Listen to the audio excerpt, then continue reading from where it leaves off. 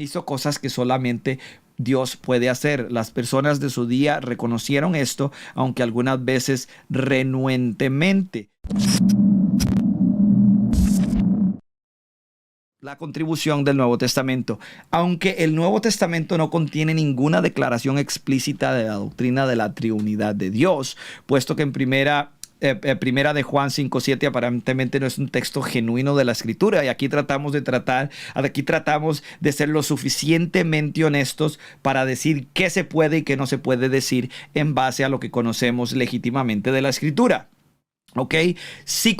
Pero sí contiene bastante evidencia. Esa evidencia yace a lo largo de dos caminos. Uno insiste en que hay solamente un Dios, que es la Shema, esta singularidad de Dios, y el otro presenta al hombre Jesús y al Espíritu Santo, que ambos alegan ser Dios. El enfatizar la unidad mientras que se descuida el aspecto trinitario termina en el error del unitarianismo. En enfatizar el aspecto trinitario mientras se descuida el de la unidad de Dios lleva a lo que llamamos nosotros el triteísmo. El aceptar ambos aspectos conduce a la doctrina de la triunidad de Dios. La evidencia de la unidad, como en el Antiguo Testamento, en el Nuevo Testamento también insiste en que solamente hay un Dios verdadero. Pasaje como 1 Corintios 8, 4 al 6, Efesios 4, 3 al 6 y Santiago 2, 19 son claros, pero también hay evidencia para el aspecto del Dios Trino. El Padre se reconoce como Dios. Aquí no existe controversia alguna y varios pasajes enseñan esto. Vemos a Juan 6:27, trabajen, pero no por la comida que es perecedera, sino por la que permanece para vida eterna, la cual les dará el Hijo del Hombre. Sobre este ha puesto Dios el Padre su sello de aprobación.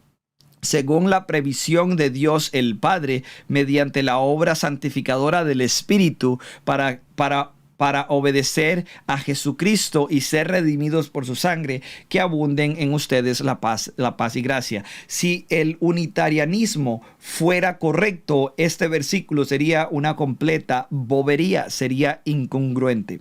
Jesucristo se reconoce como Dios. Él mismo alegó tener atributos que solamente Dios posee, como la omnisciencia. Nosotros vemos que Mateo 9:4 dice, y como Jesús conocía sus pensamientos, les dijo, ¿por qué dan lugar a tan malos pensamientos? Él sabía lo que estaban pensando. Omnipotencia. Jesús se acercó entonces a ellos y les dijo, se me ha dado toda autoridad en el cielo y en la tierra. Omnipresencia. Lo vemos en el versículo 20 de este mismo capítulo, enseñándoles a obedecer todo lo que les ha mandado a ustedes, y les aseguro que estaré con ustedes siempre hasta el fin de los días o hasta el fin del mundo. Hizo cosas que solamente Dios puede hacer. Las personas de su día reconocieron esto, aunque algunas veces renuentemente, como perdonar pecados. No hay nadie más que pueda perdonar pecados que Dios, resucitar a los muertos. Además, el Nuevo Testamento atribuye a Cristo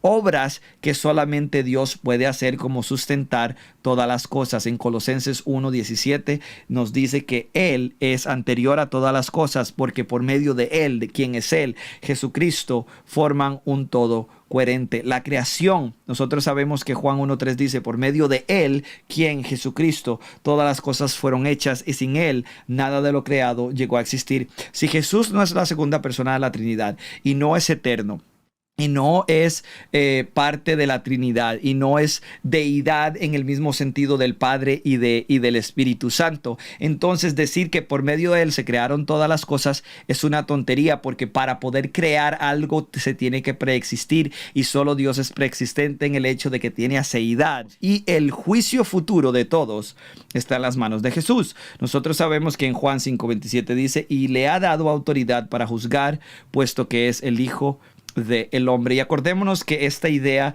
de ser el Hijo del hombre es más bien una atribución de deidad, ¿ok? De deidad, y no una atribución de humanidad. Esto es algo curioso que podemos explorar en un futuro. La última frase de Juan 1.1 correlaciona la deidad completa y la verdad con el verbo Cristo. La mejor traducción de la frase es: el verbo era Dios. La exégesis estricta prohíbe la traducción de los testigos de Jehová. El verbo era un Dios. La palabra Dios no tiene el artículo, pero si se fuera a entender como indefinido un Dios, esta sería la única vez en el Evangelio de Juan que se usara esta forma, haciéndole sumamente improbable sobre las bases gramaticales que fuera indefinido aquí. El Espíritu Santo se reconoce como Dios. A él se le llama Dios. En Hechos, aquí lo vemos en Hechos capítulo 5, versículos 3 y 4, dice: Ananías le reclamó Pedro: ¿cómo es posible que Satanás haya llenado tu corazón para que le mintieras al Espíritu Santo y que te quedaras con parte del dinero que recibiste del terreno? ¿Acaso no es tuyo antes de venderlo, y una vez vendido no estaba el dinero en tu poder? ¿Cómo se te ocurrió hacer esto? No has mentido a los hombres, sino a Dios. ¿A quién le estaba mintiendo Ananías? Al Espíritu Santo. Ese es el contexto del pasaje. ¿Y a quién le dice acá el texto? ¿A quién le mintió? A Dios. En otras palabras, están elevando el Espíritu Santo como Dios. La evidencia de la triunidad. Mateo 28:19 hace la mejor declaración de ambos, la unidad y el aspecto trino.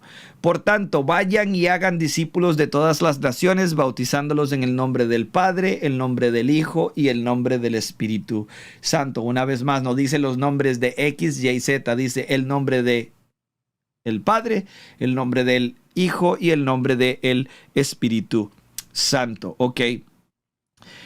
Hace este pasaje en Mateo, hace la mejor declaración de ambos, la unidad y el aspecto trino de asociar igualmente a las tres personas y unirlas en un nombre singular. Otros pasajes como Mateo 3, 16 al 17 y 2 de Corintios 13, versículo 14, asocian igualmente a las tres personas, pero no contienen el fuerte énfasis sobre la unidad como lo hace Mateo 28, 19.